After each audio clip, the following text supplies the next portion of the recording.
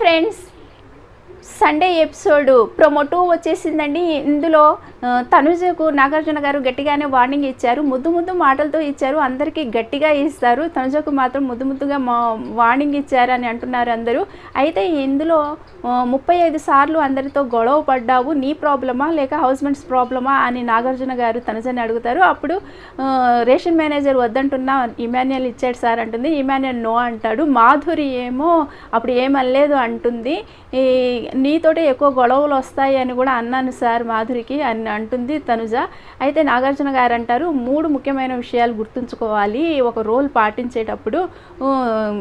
అది పేషెన్సీ, మాట్లాడే విధానము, ఫీడ్బ్యాక్ ఇవన్నీ దృష్టిలో ఉంచుకొని మాట్లాడాలి, రోల్ పాటించాలి అని తనుజకు గట్టిగానే వార్నింగ్ ఇచ్చినట్లే ముద్దుగా చెప్పారండి.